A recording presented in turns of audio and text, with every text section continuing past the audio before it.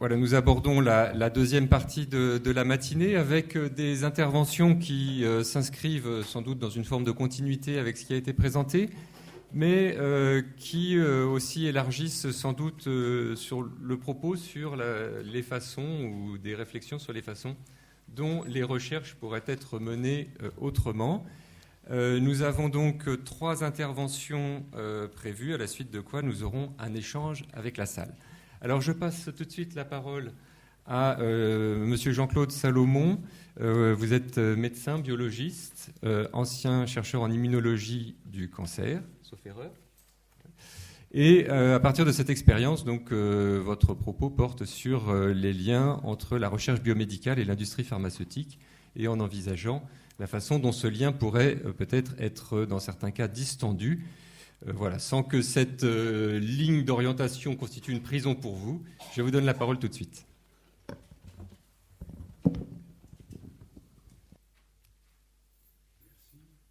Non.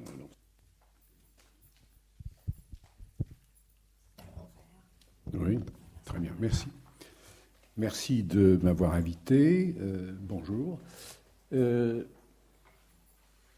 Pas seulement l'industrie pharmaceutique. Je dis ça tout de suite parce que vous verrez que les choses ne sont jamais simples et je dirais même que ça se complique tout le temps. Alors, je vais reprendre une phrase que vous avez tous entendue. La République n'a pas besoin de savants. Cette affirmation péremptoire et choquante n'a probablement jamais été prononcée au tribunal révolutionnaire à l'occasion du procès de Lavoisier, mais elle a eu beaucoup de retentissement ultérieurement. Alors, cette phrase, qu'elle soit historique ou apocryphe, ça n'a pas une grande importance, mais ce que l'on peut se poser comme question à l'entendre, c'est est-ce que ce qui pouvait avoir une signification au moment de la Première République en a encore une au moment de la Cinquième, peut-être bientôt la Sixième. Deuxième chose, est-ce que le besoin, l'utilité, les fins font référence à l'intérêt commun ou référence au marché ou aux exigences de la mode, avec la nécessité de suivre la mode pour être publié, et publier, c'est ne pas périr, ou bien pour obtenir des financements dans le cadre de projets publics-privés. Voilà donc des besoins dont les systèmes de référence ne sont pas les mêmes. Nous avons une tendance, et probablement partagée par la plupart des gens qui sont ici, à préférer le premier système de référence qui est l'intérêt commun.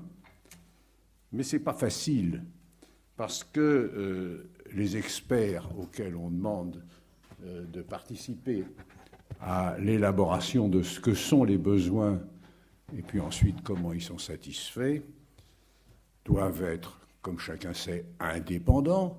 Alors indépendant, ça fait référence aux liens d'intérêt. Mais de toute façon, aussi, ils doivent être intégrés, je ne sais pas ce que ça veut dire, mais ils doivent être intégrés et puis ils doivent être connectés. Parce qu'aujourd'hui, si vous n'êtes pas intégré et pas connecté, tout ce que vous raconterez n'aura aucun écho. Alors, on se pose la question, la science doit-elle être ce qui satisfait le mieux le système dans lequel nous vivons ? Ce n'est pas une question nouvelle parce que dans la salle, il y a au moins 2 personnes qui, il y a 30 ans, en 1988, ont élaboré un manifeste qui s'appelait « Maîtriser la science ». Et maîtriser la science, c'est encore la question qui est évoquée aujourd'hui. Ce qui veut dire que nous manifestons à 30 ans d'intervalle. Il y a eu sans doute entre-temps d'autres gens qui ont pris des positions proches. Mais voilà. Donc, est-ce que nous avons beaucoup bougé depuis 30 ans ? Alors je dirais qu'aujourd'hui, il y a une crise sur l'essentiel. Qu'est-ce que ça peut bien vouloir dire, ce truc-là? Alors je vais commencer par faire une citation, je vous en dirai la source après. Il fallait bien entendu qu'ils eussent un semblant d'idée d'ensemble si l'on voulait qu'ils fissent leur travail intelligemment. Et cependant, qu'ils en eussent le moins possible si l'on voulait qu'ils fussent plus tard des membres convenables et heureux de la société. Car les détails, comme chacun le sait, conduisent à la vertu et au bonheur. Ce ne sont pas les philosophes, mais bien ceux qui s'adonnent au bois découpé et aux collections de timbres qui constituent l'armature de la société.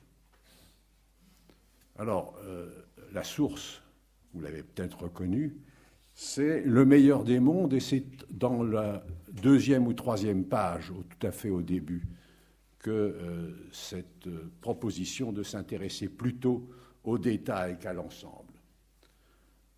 Et nous sommes là en train de discuter manifestement de l'ensemble. Alors, est-ce qu'on a tort, est-ce qu'on a raison? On va voir. Là, on va entrer un petit peu dans le détail quand même, parce que faut être concret. Combien de fois n'avons-nous pas entendu dire qu'il fallait être concret? Alors, je vais vous entraîner sur un terrain où peu d'entre vous, sans doute, sont venus, mais où vous y viendrez bon gré mal gré. La classification internationale des maladies est la norme internationale permettant de rendre compte des données de morbidité et de mortalité. Dans sa 11e version, elle énumère environ 10 000 maladies. Et si on regarde les médicaments qui sont disponibles dans les pharmacies, pas nécessairement dans les 5 minutes, mais disponibles, il y en a à peu près 10 000. C'est merveilleux, parce qu'on peut imaginer qu'il y ait une relation biunivoque entre les deux ensembles, l'ensemble des maladies, l'ensemble des médicaments, et qu'il y ait par maladie un médicament spécifique. Ça, ce serait un rêve dans lequel la biologie la plus moléculaire et la plus victorieuse de ces 30 dernières années a prétendu nous entraîner. La spécificité thérapeutique existe, mais c'est un phénomène rare pour ce qui concerne l'adéquation à un médicament, une maladie, avec toute l'explication de la mécanique, du moins une explication qui a été acceptée et qui aujourd'hui l'est probablement de moins en moins. Je la résume en une phrase: chaque gène code pour une protéine et intervient dans une fonction. Chaque fonction perturbée correspond à une maladie. Voilà, ça c'est la médecine ultra dure. Alors, parfois, mais moins souvent,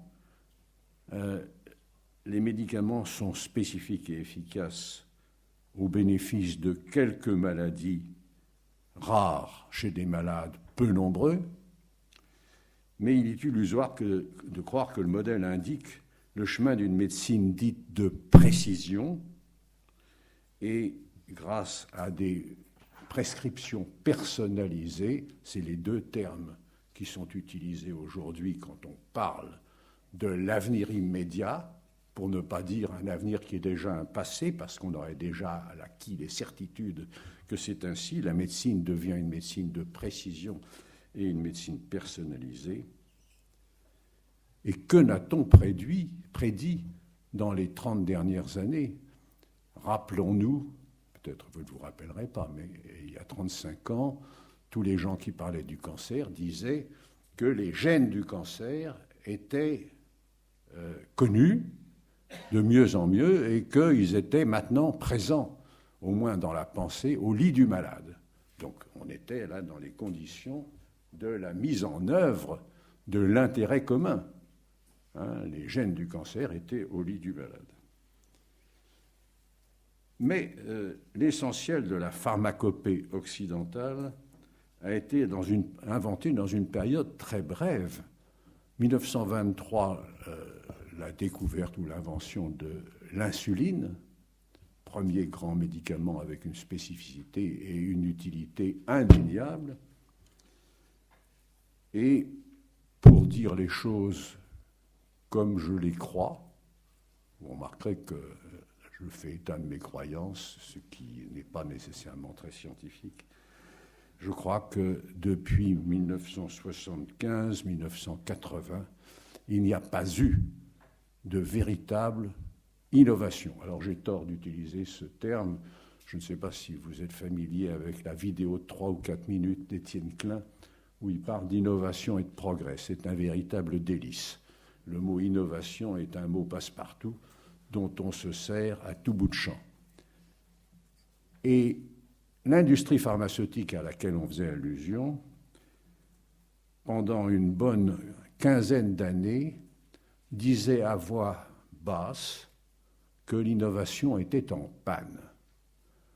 Et puis elle s'est rendue compte que ça se vendait mal, et maintenant elle dit à voix très haute que l'innovation est de retour. Il n'y a pas de différence en fait. Mais l'innovation est de retour. C'est-à-dire qu'on change la couleur des boîtes, c'est une innovation. On change le petit papier qui accompagne les médicaments qui sont dans les boîtes, et c'est une innovation. Mais attention, toute innovation est susceptible d'être brevetée, et tout brevet entraîne un monopole. Et comme chacun sait, c'est ça qui compte.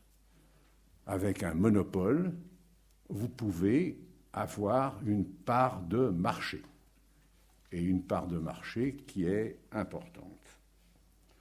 Et la pseudo-nouveauté de beaucoup des médicaments qui ont été mis sur le marché dans les 30 dernières années n'ont pour objectif que, d'une part, d'avoir un privilège de monopole ou de prolonger un monopole préexistant, et puis de pouvoir renégocier le prix que l'on va le vendre au public. Et l'industrie pharmaceutique, aujourd'hui, a une puissance considérable pour ce qui concerne le marketing et toutes les autres opérations de formation des idées.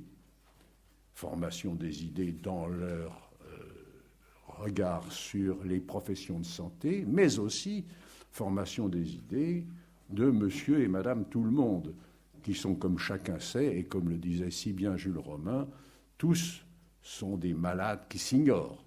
Donc des malades qui s'ignorent, ce sont des parts de marché qui viennent s'ajouter. Alors, je crois que la grande erreur, et c'est de cela que je voudrais parler maintenant, c'est de croire que le complexe médico-industriel domine sans conteste le champ pharmaceutique. Ça, c'est vrai, ce n'est pas une erreur de le dire, mais que, ipso facto, la financiarisation de la santé a la maîtrise absolue de la politique sanitaire. Eh bien, non, ça n'est pas ainsi, et je vais dire 4 situations où il y a des exceptions, et il y en a sans doute plein d'autres que je ne connais pas. Ces 4 me paraissent exemplaires.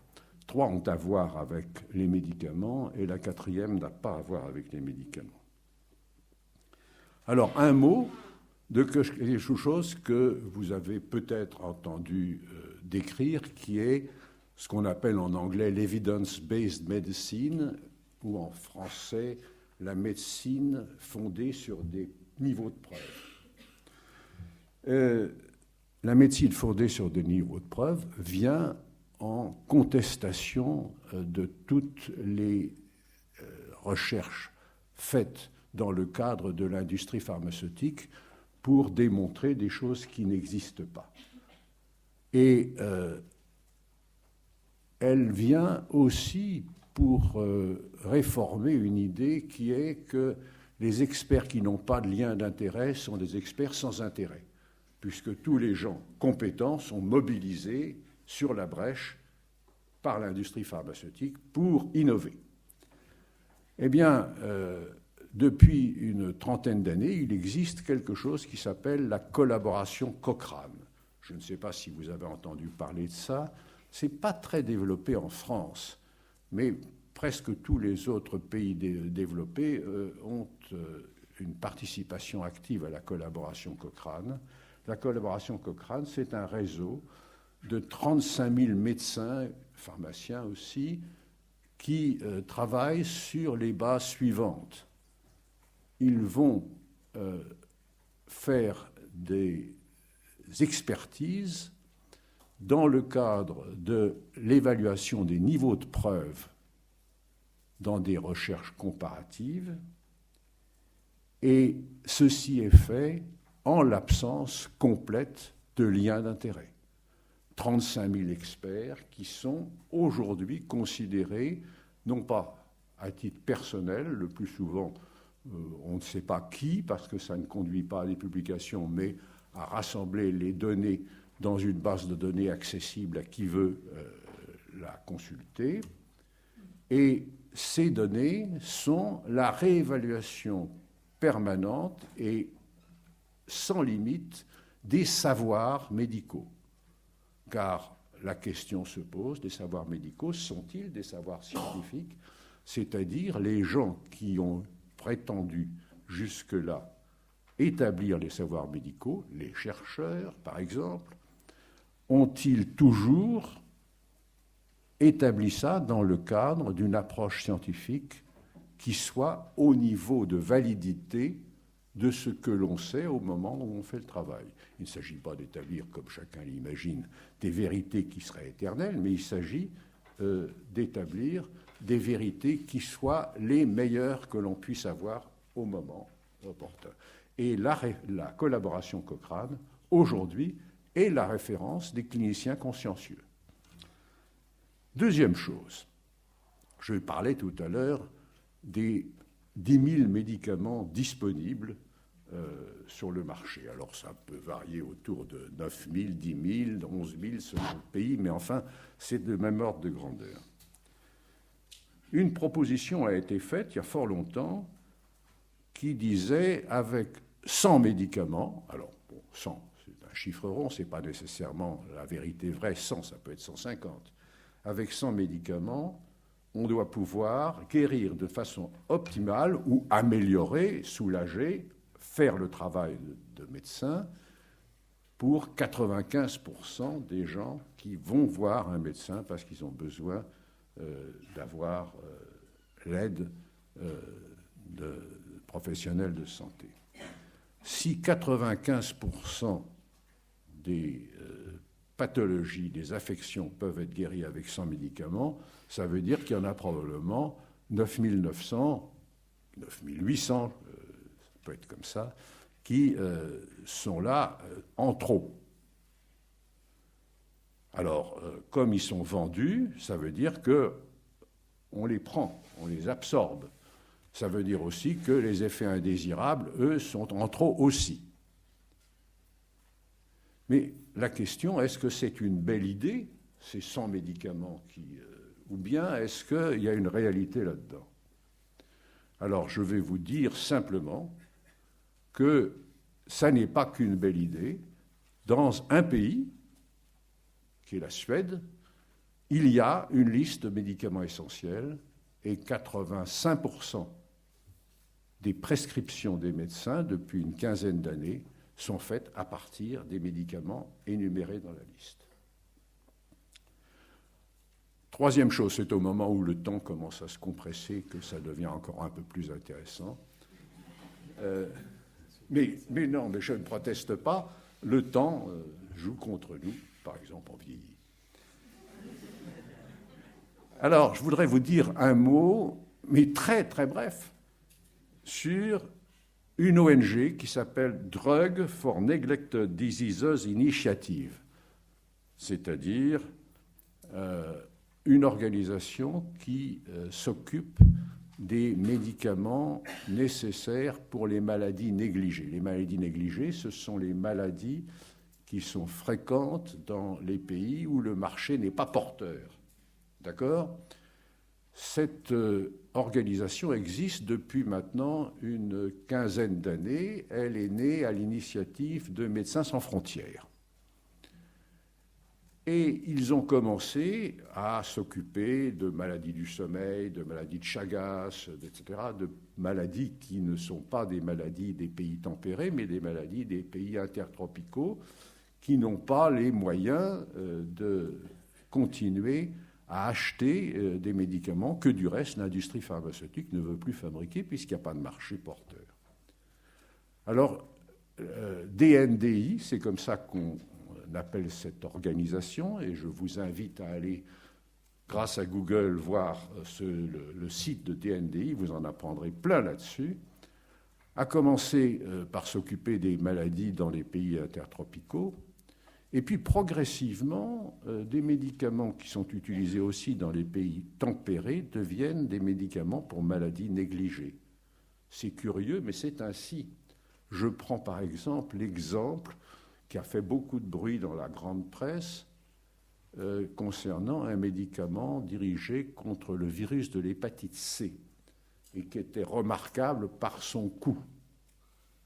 Il coûtait, pour chaque patient traité, pour chaque cure d'un porteur de virus de l'hépatite C, le prix de vente était aux alentours de, alors ça variait d'un pays à l'autre, 80 000 $ aux États-Unis par patient, en France, 40 000 € au départ, mais il paraît que, quand je dis il paraît, je ne sais pas, c'est pas il paraît, c'est une certitude, il y a des ristournes. Merci de conclure. Oui, ben alors, d'accord. DNDi existe. DNDi est une entreprise pharmaceutique qui est à but non lucratif, qui appartient au domaine de l'économie sociale et solidaire. Et elle s'occupe de médicaments qui sont des médicaments essentiels. Je vous aurais parlé, mais je m'arrête. Et je vous remercie d'avoir été attentif.